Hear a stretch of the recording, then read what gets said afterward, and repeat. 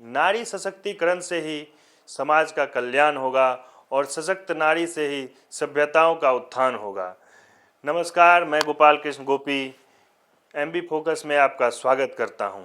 और आज हमारी बीच हैं बेगूसराय नगर निगम के वार्ड नंबर 35 की वार्ड पार्षद डॉक्टर सहगुप्ता ताजवर, जो नारी सशक्तिकरण की एक उदाहरण है। आइए इनसे बात करते हैं नारी सशक्तिकरण के बारे में और इनका अनुभव लेते हैं नारी सशक्तिकरण से। नमस्कार मैडम, एमबी फोकस में आपका स्वागत है। बहुत बहुत धन्यवाद एमबी फोकस के तमाम टीम और तमाम एमबी फोकस के दर्शकों का। कि महिला सशक्तिकरण के बारे में आपका अपना व्यक्तिगत अनुभव क्या है? आपने बहुत अच्छा प्रश्न किया। महिला सशक्तिकरण, हम लोग बार बार ये बात अक्सर न्यूज़ डिबेट में पब्लिकली भी सुनते हैं। सशक्तिकरण, महिला सशक्तिकरण क्या होता है? एक महिला जो घर की रीढ़ होती है, अपने परिवार को सबसे ज़्यादा अगर कोई बैलेंस देती है तो वो महिला होती है। मेरा जो व्यक्तिगत अनुभव है वो ये है कि जब परिवार में कोई महिला एजुकेटेड होगी, जब वो आर्थिक रूप से मजबूत होगी, तो वो अपने परिवार के जो दायित्व हैं उसको वहन करने की क्षमता रखती है, तो वहीं वो महिला सशक्त हो जाती है। कुछ केसेस में हमने अपने निजी अनुभव बता रही हूँ कि मैंने देखा है कि महिला पढ़ी लिखी नहीं थी, लेकिन उस महिला ने अपने परिवार का पूरा दायित्व उठा रखा था। उसके पति की मृत्यु हो गई, उसके कुछ बच्चे थे।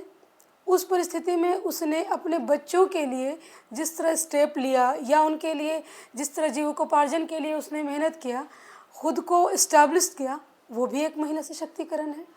मैंने कई जगहों पर काम किया है, कई लोगों के बीच काम किया। उसमें कुछ पढ़े लिखे समूहों में भी मैंने काम किया, कुछ ऐसे समूह भी थे जहाँ लोग पढ़े लिखे महिलाएं नहीं थी, लेकिन सशक्तिकरण हर उस जगह दिखाई दिया जहाँ महिलाओं को कह सकते हैं कि एक ऐसा माहौल मुहैया कराया गया कि वो अपने और अपने बच्चों के लिए, अपनी फैमिली के लिए, अपने पेरेंट्स के लिए, अपने हस्बैंड के लिए उनके सपोर्ट से कुछ कर सकती हैं।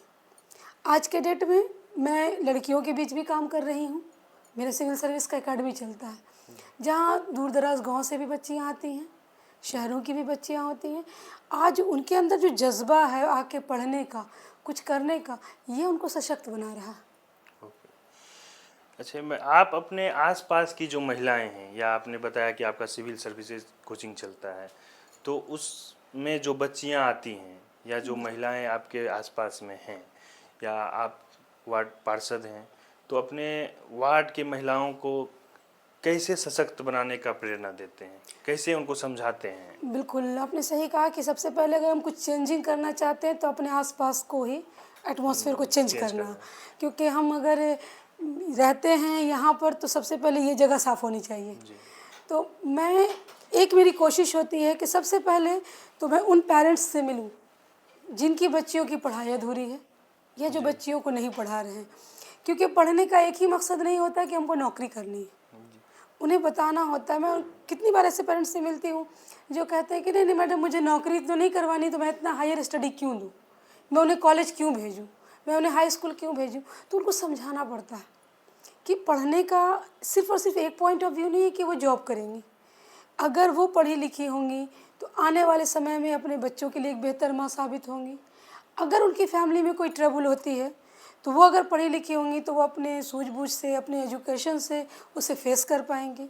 तो पहली कोशिश मेरी होती है कि बच्चियों की पढ़ाई कंटिन्यू हो, चाहे वो बच्चियाँ जिस सोसाइटी से आती हों, जिस समुदाय का अंग है, उनको अगर डेवलप करना हो सोसाइटी और समुदाय को, तो एजुकेशन से बड़ा कोई भी आपके पास वेपन नहीं हो सकता, हथियार। तो उनको फर्स्टली ये हुआ। सेकेंडरी मेरी कोशिश होती है कि जो महिलाएं आर्थिक रूप से कमज़ोर हैं, अगर आज आप देख रहे हैं बढ़ती महंगाई, जो स्थिति है, एजुकेशन महंगा है, रहन सहन महंगा है, बहुत सारी चीज़ें जो हो सकता है कि एक व्यक्ति के कमाने से पूर्ण नहीं हो रहा। तो वैसे महिलाओं को प्रेरित करती हूँ कि आप निकलो, बहुत सारे काम हैं जो आप घर बैठे कर सकते हो, आप बाहर निकल कर सकते हो, आप अपनी फैमिली को इकोनॉमिकली एक बैलेंस दे सकते हो। तो इसके द्वारा महिलाओं को प्रेरित करना, उनके अंदर एक अवेयरनेस लाना कि काम करना कोई गलत बात नहीं है, डिफेंस में खुद के लिए खड़े होना गलत नहीं है। सशक्तिकरण सिर्फ पैसा कमाना नहीं है, सशक्तिकरण है खुद का डिफेंस भी करना। अगर हम महिला हैं तो हम पर कोई, अगर मैं जा रही हूँ, कोई हम पे मतलब कमेंट कर रहा है तो उसको जवाब भी देना। जी। क्योंकि आप सशक्त तब तक नहीं हो सकते हैं जब तक आप खुद को खुद से तरजीह देना शुरू नहीं करेंगे। तो आप अपनी सेल्फ फैमिली, रिस्पेक्ट जरूरी है। यस, आप तब तक के दूसरों से रिस्पेक्ट की उम्मीद नहीं कीजिएगा जब तक आप खुद को रिस्पेक्ट नहीं दीजिएगा। और महिलाओं की एक सबसे बड़ी कमी होती है ना कि वो अवॉइड कर देती हैं इन सब चीज़ों को। तो नहीं, ठीक है, हम सबकी इज़्ज़त करेंगे लेकिन अपनी इज़्ज़त भी करेंगे। तो मैं अपने आसपास की महिलाओं को इकोनॉमिकली, एजुकेशन के द्वारा, सेल्फ रिस्पेक्ट के द्वारा इस बात के लिए प्रेरित करती हूँ कि आप इन सब चीज़ों में खुद को परफेक्ट कीजिए, तभी आप सशक्त बन पाइएगा। महिला सशक्तिकरण की वर्तमान समाज में सबसे बड़ी बाधा क्या है, जो सशक्त महिला बनने अगर में? सच पूछिए तो मेरे नज़रिए में एक महिला के लिए सबसे बड़ी बाधा महिला। आप बोलिएगा कैसे? कैसे? मैं बताती हूँ। एक बहू जब शादी करके ससुराल आती है तो सबसे उसके ससुर को मतलब नहीं होता कि वो दहेज में क्या लाई है, उसके पति को मतलब नहीं होता, देवर को मतलब नहीं होता, मतलब किसको होता? सास और नंद को, हाँ। है ना। पड़ोस की महिलाओं को बहू क्या क्या लाई। अगर वो महिला ड्रेस जैसा पहन रही है उस पर कौन कमेंट करता है? बेसिकली महिलाएं ही करती हैं। वो कितनी बार घर से बाहर जा रही है, कितनी बार घर में आ रही है, वो जॉब कर रही है, बच्चे को छोड़कर जा रही है, ये सारी चीज़ें महिलाएं ही देखती हैं। तो उसको सशक्त बनने में सबसे ज़्यादा महिलाएं ही रोकती हैं। आपको हम एकदम छोटा सा उदाहरण बताते हैं। आपके पड़ोस की कोई लड़की कॉलेज जाती है, कॉलेज में अचानक से वो गिर गई, उसके पैर में चोट लग गई, वो चल नहीं पा रही है। आप उस रास्ते से जा रहे थे, आपने देखा कि वो दर्द में है, वो नहीं चल पा रही, आपने मानवता के आधार पर उसको बोला कि चलो घर छोड़ देते हैं, क्योंकि आप उसके पड़ोस के थे, जानने वाले थे, क्लासमेट थे, कुछ भी हो सकते हैं, आप उसको घर छोड़ने आ जाइए। बाइक से आप आए, जितनी खिड़कियाँ और दरवाजे पे आंटी लोग खड़ी रहेंगी, महिलाएं, वो बोलेंगी वो फलाने के बाइक पे आई, कोई बात है। अब वो कहानी बन गई, जबकि उसने सिर्फ मानवता के आधार पर मदद की, न लड़की का कसूर था, न लाने वाले का कसूर था। तो उसके सशक्तिकरण में अब घर वाले इतना परेशान हो जाएंगे ना कि बोलेंगे नहीं बेटा अब तुम बाहर मत जाओ। तो महिला के मतलब कह सकते हैं कि सशक्तिकरण में समाज में सबसे बड़ी बाधा दूसरी महिला ही बनती है। हमारे समाज में सशक्त महिला से समाज को क्या लाभ हो सकता है? जाहिर सी बात है कि समाज में जब महिला सशक्त, बच्चे का पहला गोद कौन होता है? माँ का गोद, जिसको बच्चे का पहला विद्यालय कहते हैं, शिक्षा का केंद्र। उसको खाना खाना, चलना, बोलना, बड़े का सम्मान करना कौन सिखाती है? माँ। अगर उसकी माँ सशक्त होगी तो जाहिर सी बात है कि अपने बच्चे के अंदर उसी गुण को डालेगी। एक पति का सबसे बड़ा साथी कौन होता है? पत्नी। उसकी अगर पत्नी सशक्त होगी, समझदार होगी, पढ़ी लिखी होगी, एक मजबूत सहारा होगी, तो पति के हर अच्छे और बुरे वक्त पे उसका साथ कौन देगी? महिला देगी। एक भाई के लिए बहन की ताकत, एक पेरेंट्स के लिए अपनी बेटी की ताकत। तो और सबसे बड़ी चीज़ कि एक सोसाइटी के बारे में महिला हर एक चीज़ को ऑब्ज़र्व करती है और वो ज़्यादा बेहतर समझ पाती है। तो एक सशक्त महिला अपने बच्चे के लिए, अपने पति के लिए, अपने भाई के लिए, अपने पेरेंट्स के लिए और अपनी सोसाइटी के लिए सबसे बड़ा कह सकते हैं ना कि सोर्स ऑफ एनर्जी होती है। तो उसका सशक्त होना सबके लिए सशक्त होना। मतलब एक महिला सशक्तिकरण से परिवार नहीं, पूरा सोसाइटी सशक्त होता है। बिल्कुल। आप राजनीति में भी हैं, तो वर्तमान राजनीति में महिलाओं की क्या स्थिति देखते हैं? देखिए, अगर बात की जाए वर्तमान राजनीति में महिलाओं की स्थिति, तो अच्छी बात है कि हमको पंचायत में और नगर निगम में 50% आरक्षण मिल गया। अब तो संसद में भी 18 सितंबर 2023 को पारित हो गया कि 33% अगली बार से परिसीमन के बाद आरक्षण मिलेगा। तो राज्यसभा, लोकसभा, विधानसभा 33% सीट हर जगह हमारा रिजर्व है। लेकिन अब सवाल ये उठता है कि इस 33% या 50% पर हैं कौन? क्या सिर्फ इसलिए महिला को वहाँ पे खड़ा कर दिया गया क्योंकि सीट महिला हो गया था, पुरुष खड़े नहीं हो सकते थे? या वो महिला खड़ी हैं जो वाकई महिला राजनीति में इंटरेस्टेड हैं, काम करती हैं? ये यहाँ पर सबसे बड़ा मुद्दा है। मैं बार बार, अभी नहीं, जब मैं इलेक्शन भी लड़ रही थी तो मैं पब्लिकली ये सवाल उठाती थी कि जब एक महिला डॉक्टर बनती है तो पति तो सर्जरी नहीं करते हैं, ओपीडी में पति तो नहीं बैठते हैं। कभी डॉक्टर पति की बात सुना है? नहीं। एक महिला टीचर बनती है, पति पढ़ाने जाते हैं, पति जाएंगे तो अटेंडेंस ही नहीं बनेगा, तो टीचर पति नहीं होते हैं। एक महिला ट्रैफिक पुलिस बन जाए, बिहार पुलिस बन जाए, आईपीएस बन जाए, प्रशासनिक किसी भी जॉब में जाए, कभी पुलिस पति होता है? चौराहे पर वही खड़ी होती है। क्रिमिनल पकड़ने वही जाती है, गोली वही चलाती है। तो फिर जब महिलाएं राजनीति में आती हैं तो उनके साथ ये पति वाला टैग लगाकर काम क्यों होता है? हम कई इसमें उदाहरण हैं जहां आप देखिएगा कि सीट महिला था, मजबूरी थी, पत्नी को, भाभी को, बहू को, बेटी को खड़ा कर दिया। अब वो जीत गए चुनाव, लेकिन काम कौन कर रहे हैं? उनके पुरुष। तो फिर यहाँ पर महिला आरक्षण, महिला सशक्तिकरण राजनीति के क्षेत्र में गौण हो गया, फिनिश्ड। क्यों? क्योंकि वो तो सिर्फ नेम हो गया ना। मेरा मतलब मानना है, राजनीति पुरुष प्रधान हो गया। हाँ, बिल्कुल। मेरा मानना है कि हमको आरक्षण मिला, हम अगर जीत के आरक्षण से आते हैं या जनरल कोटा से आते हैं तो वैसी महिलाएं चुनाव लड़ें या वैसी महिलाएं आएँ जो वाकई में खुद से सेल्फ निर्णय लेने की क्षमता रखती हो, उनके निर्णय पर किसी दूसरे का बोलबाला ना हो। वो सड़क पर, सदन में, जहाँ भी वो आ रही हैं, सदन से सड़क तक वो काम करने वाली हों। पब्लिकली डायरेक्ट उनसे लोग मिल सकें, अपनी समस्याएं बता सकें। यानी कि दूसरे पदों की तरह राजनीतिक में भी महिला का पद उनका स्वयं का होना चाहिए, नाम मात्र का नहीं। अभी आपके जो वर्तमान नगर निगम, बेगूसराय नगर निगम है, इसमें महिला वार्ड पार्षद या उप मेयर जो भी हैं महिला, उनकी क्या स्थिति है?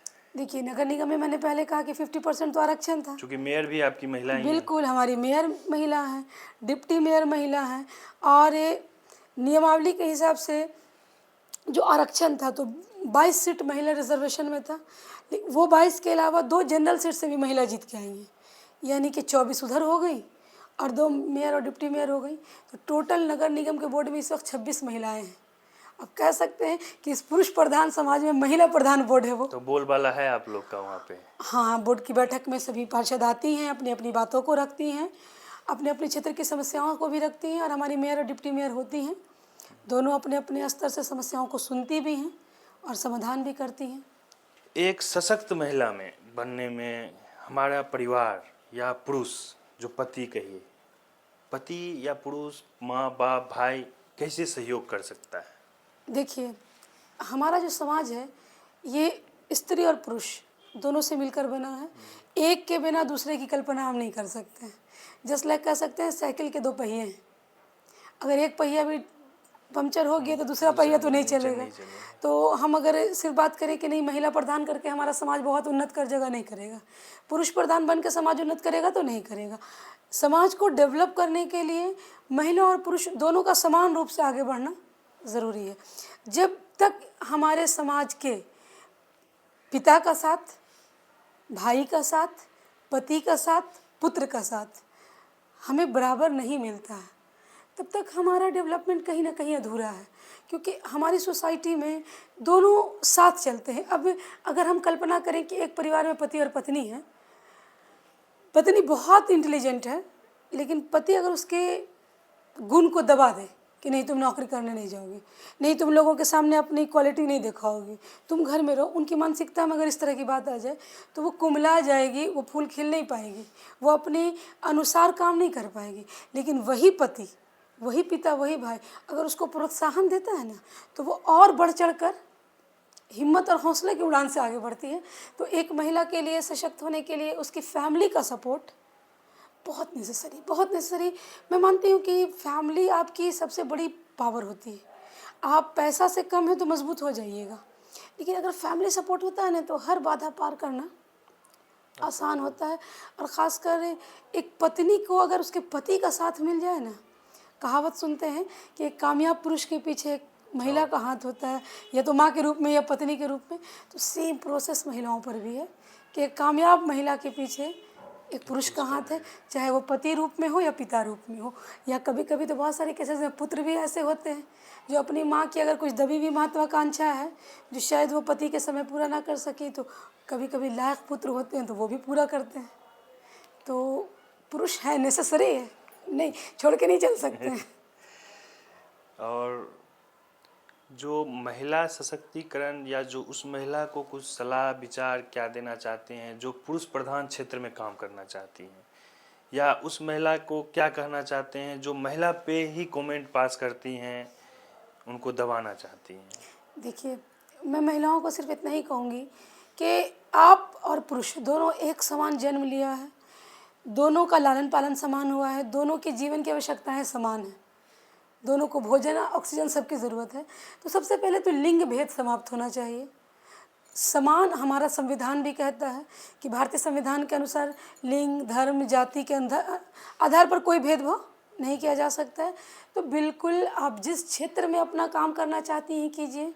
आप एडमिनिस्ट्रेशन में जाइए, आप बिजनेस में जाइए, आप डिफेंस में जाइए, जहाँ आप कंफर्टेबल हैं, जिस काम में आपकी रुचि है आप कीजिए। कोई काम ऐसा नहीं है कि वो केवल पुरुषों के लिए बना है, सभी काम समान रूप से दोनों लोग कर सकते हैं।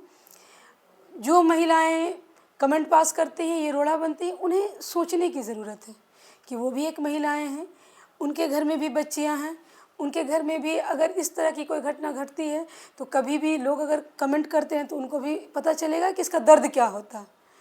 एक लड़की, एक महिला डबल रिस्पॉन्सिबिलिटी उठाती है, अपने परिवार का काम करते हुए, अपने बच्चे की देखभाल करते हुए, अपने इन-लॉज हों, पेरेंट्स हों, पति हों, उनका ख्याल रखते हुए यदि बाहर निकल करके अपने आवश्यकता के लिए या शौक़ के लिए या अपने क्वालिफ़िकेशन का यूज़ करने के लिए काम कर रही है तो उसको सपोर्ट कीजिए, उसका साथ दीजिए। कोई ज़रूरी नहीं है कि घर का बर्तन पत्नी ही आकर धोए, कभी पुरुष भी धो दीजिए। कभी बाहर से अगर पत्नी काम करके आए तो एक कप चाय बनाकर आप भी दे दीजिए, क्योंकि दोनों मिलकर अगर आगे बढ़ेंगे तो समाज में आप एक आदर्श बनेंगे दूसरों के लिए। तो महिलाएं भी खुद को कभी कमज़ोर ना समझें। हमेशा गलती ये भी नहीं कहेंगे कि पुरुषों की ही होती है। अगर हम महिलाएं भी काम करते हैं, हो सकता है कि अपने सर्विस सेक्टर से कभी थके हुए आते हैं, कभी किसी वजह से मेंटली परेशान होकर आते हैं, तो अपने परिवार वालों पे उसका डिप्रेशन ना निकालें। उसको हो सके तो बातचीत से छोटी मोटी अगर तनाव होती है तो साझा करें, डिस्कस करें, और दोनों गाड़ी के दो पहिए की तरह, साइकिल के दो पहिए की तरह, या कह सकते हैं हमारी दो आँखों की तरह आगे बढ़ें। एक प्रश्न था मैडम, वर्तमान समय में जो हमारी केंद्र की सरकारें हैं या राज्य की सरकारें हैं, वो महिला सशक्तिकरण में कैसे आर्थिक मदद या और सारी मदद कर रही हैं? बहुत सारी ऐसी स्कीम्स चल रही हैं, चाहे राज्य सरकार की हो या केंद्र सरकार की हो। आप देखिए, हाल ही में आया मातृत्व वंदना योजना, जिसमें अगर आपको सरकारी हॉस्पिटल में बच्चा जन्म देती हैं तो आपको 6,000 रुपया मिलता है। आप देख सकते हैं नारी सशक्ति योजना, जिसमें महिलाओं को कई सारी बेनिफिट्स दी गई है कि आप सशक्तिकरण की दिशा में अगर बढ़ते हैं तो आपको सरकार के द्वारा कहाँ कहाँ इकोनॉमिकली ऋण देकर 90% तक उसमें ऋण उपलब्ध कराया जाता है महिला उद्यमियों को। उसके बाद नौकरी में रिजर्वेशन, आप देख सकते हैं कि बिहार पुलिस है या टीचर्स के, उनमें मार्क्स में भी उनको मिल जाता है छूट, और उनके लिए कोटा निर्धारित कर दिया गया है। कॉलेजेस में डिग्री तक महिलाओं को फॉर्म भरने में पैसा नहीं लिया जाता है, ताकि वो ज़्यादा से ज़्यादा पढ़ सकें। अगर हमारी बहनें अनमैरिड रहते हुए ग्रेजुएशन करती हैं तो उनको सरकार के द्वारा 50,000 रुपया दिया जाता है। तो पढ़ाई के लिए, उनको प्रोत्साहन के लिए कई सारी योजनाएं चल रही हैं। अगर वो अपना उद्यम यानी व्यापार शुरू करना चाहती हैं, कोई इंडस्ट्री लगाना चाहती हैं, तो सरकार 50% तक उनको रिबेट दे रहा है सब्सिडी में। महिला उद्यमी लोन अल्पसंख्यकों के लिए भी चल रहा है, अलग से महिला उद्यमियों के लिए भी चल रहा है। उनको स्वास्थ्य के क्षेत्र में बहुत सारी योजनाएं दी जा रही। तो लगातार हमारी गवर्नमेंट, चाहे वो केंद्र की हो चाहे वो स्टेट की हो, कई सारी योजनाएं चला रही हैं, जिसके द्वारा, जैसे आपने देखा लाडली बहन योजना हो गया, बहुत सारा योजना है जिससे महिलाओं को ये बेनिफिट्स दिया जा रहा है कि वो अपने आप को इस्टेब्लिश कर सकें हर क्षेत्र में। तो आप जिस समुदाय से आती हैं, उस समुदाय में महिला कितना स्वतंत्र है? आपका प्रश्न बहुत अच्छा है। मैं अल्पसंख्यक में इस्लाम मुस्लिम समुदाय से आती हूँ, लेकिन मैं आपको बताना चाहूँगी कि कुछ चीज़ें हमारे बीच में भ्रांतियाँ भी हैं। भ्रांतियाँ क्या हैं कि जब तक आप उनके निकट नहीं जाइएगा, आप उन चीज़ों को क्लियर से समझ नहीं पाइएगा। हमारी सोसाइटी में अगर हम आज वर्तमान की बात छोड़ के 1400 साल पहले चलते हैं, हम लोग किन के अनुयायी हैं? हज़रत प्रॉफिट मोहम्मद सल्लल्लाहु अलैहि वसल्लम के। उनकी जो वाइफ थी हज़रत खदीजा रज़ियल्लाहु ताला अन्हा, 1400 साल पहले वो व्यापार करती थी। आप सोच सकते हैं कि हम जिनको फॉलो करते हैं, उनकी वाइफ आज से 1400 साल पहले व्यापार करती थी सऊदी अरबिया में। हाँ, कोई भी धर्म, मैं मुस्लिम धर्म की बात नहीं करती, कोई भी धर्म, हमारा हिंदुस्तान में जो बहुसंख्यक है सनातन धर्म, हिंदू धर्म, वहाँ भी पर्दा प्रथा पहले बहुत स्ट्रांगली था। तो इस्लाम धर्म में सिर्फ ये कहा गया है कि आप सब कुछ कर सकते हैं, आप एजुकेशन ले सकते हैं, तालीम, यानी कि एजुकेशन नेसेसरी की गई है इस्लाम में। अगर आप धर्म ग्रंथ पढ़ेंगे तो एजुकेशन नेसेसरी है हर लेडीज़ एंड जेंट्स पर। एजुकेशन क्या होता है? एजुकेशन आपको कंप्लीट करता है कि आप एक इंसान बनते हैं, मानव बनते हैं। विदाउट एजुकेशन अगर हम खाना नहीं जानते, पढ़ना नहीं जानते, लिखना नहीं जानते, चलना नहीं, तो आई एम एनिमल, हमें जानवर बन जाएंगे ना। तो इस्लाम में एजुकेशन नेसेसरी है। आप देखिए, मुस्लिम महिलाएं जज भी हैं, डॉक्टर भी हैं, आईएएस भी हैं, आईपीएस भी हैं। आप देखिए, एक से एक जर्नलिस्ट है। आपका क्या नाम, उनका जो नेशनल चैनल पर आती है, रूबिका लियाकत, आरफा खानम शेरवानी। अभी एक बहुत बड़ा पत्रकारिता का अवार्ड मिला है जो गाज़ा में कर रही थी पत्रकारिता, तो पायलट है मुस्लिम महिला है। तो सभी चीज़ों की छूट है, लेकिन सिर्फ वहाँ क्या कहा गया है? खुद की हिफाजत। खुद की हिफाजत हम कैसे कर सकते हैं? जब महिलाएं सड़कों पर आती हैं तो उनको इस चीज़ का ख्याल रखना चाहिए कि अगर हम काम कर रहे हैं, काम के क्षेत्र में कहीं हैं, रोड पे चल रहे हैं, तो हमारा जिस्म जो है इसको ढक के रखें। पर्दा प्रथा क्या, ये नहीं कहा गया कि आप पूरा अपने आप को एकदम ब्लैंकेट से घेर लीजिए। अपने जिस्म की हिफाजत कीजिए। इसको ऐसा कपड़ा ना पहने कि दूसरे कोई आपकी तरफ देख के अट्रैक्ट होने लगे, उससे बचना है। तो ये तो हिंदू धर्म में भी था, सारे धर्म में, सभी धर्मों में है। आज जैसे जैसे हम एक कह सकते हैं आधुनिकता की होड़ में जा रहे हैं, तो सब लोग पीछे छोड़ते जा रहे हैं, लेकिन था तो सब जगह बड़े छोटे की बीच के डिफरेंसेस।